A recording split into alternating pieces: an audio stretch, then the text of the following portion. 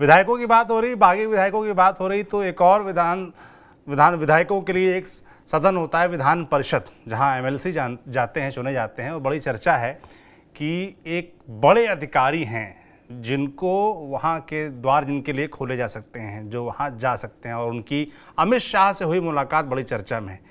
नाम आप ही बता दीजिए। देखिए, एक फोटो आई है कि दुर्गा शंकर मिश्र जो यूपी के मुख्य सचिव हैं और ये तीसरी बार एक्सटेंशन पर है। 30 जून को उनका कार्यकाल एक्सटेंशन वाला जो केंद्र सरकार ने दिया वो खत्म हो रहा है। देखिए, टाइमिंग और जिनसे मुलाकात हो रही है उसको लेकर के ये पूरी कहानी शुरू हो गई। टाइमिंग इसीलिए, जैसा मैंने अभी आपसे कहा कि 30 जून को खत्म हो रहा है, तो अब 10 दिन तो मुश्किल से बचे हैं उनके रिटायरमेंट के, उनके एक्सटेंशन खत्म होने के। इसके बाद क्या होगा?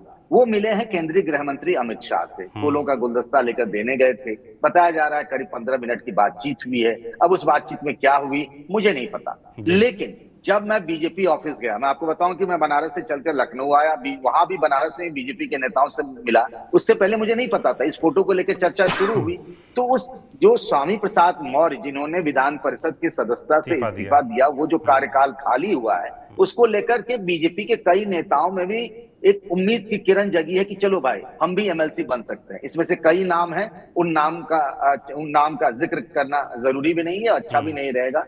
बनारस से लेकर के लखनऊ तक हम बीजेपी के नेताओं से मिले तो उन्होंने कहा कि भाई सुन रहे हैं कि दुर्गा शंकर मिश्र जो हैं उनको एमएलसी बनाए जा सकते हैं। अब उसमें उनको ये लग रहा है कि भाई उन्होंने क्या किया पार्टी के लिए। वो 1984 बैच के आईएएस अधिकारी, मुख्य सचिव रहे।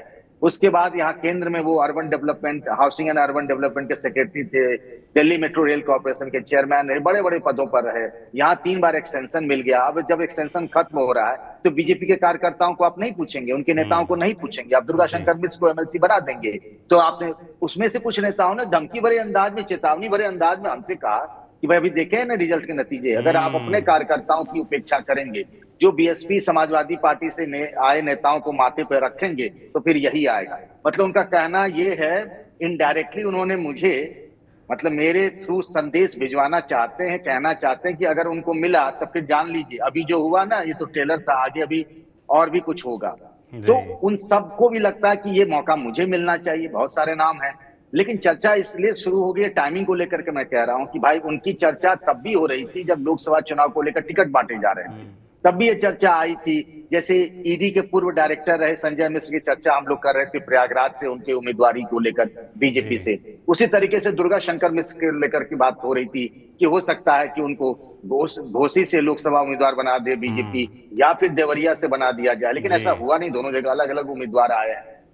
लेकिन जैसे ही उनकी मुलाकात हुई और वो फोटो पब्लिक डोमेन में आई, सार्वजनिक तौर पर हम सबके सामने आई, तो चर्चा तेज हो गई कि क्या डीएस मिश्रा को एमएलसी बनाया जा सकता है। लेकिन लोग कह रहे हैं बीजेपी के नेता, अगर ये बनाया गया तो फिर ये संकेत शुभ नहीं होंगे पार्टी के लिए। बिल्कुल, डीएस मिश्रा का सांकेतिक तौर पर सही, अभी कथित तौर पर कह सकते हैं एमएलसी बन जाना, उसके कयास लगाए जा रहे हैं। और जिस तरीके से आपने बताया है कि बीजेपी नेताओं ने धमकाना भी शुरू कर दिया है, और जिस तरीके के नतीजे रहे पिछले लोकसभा चुनाव में, उसके बाद ये धमकी काम कर भी सकती है। समीक्षाएं चल रही हैं लंबी लंबी इसको लेकर।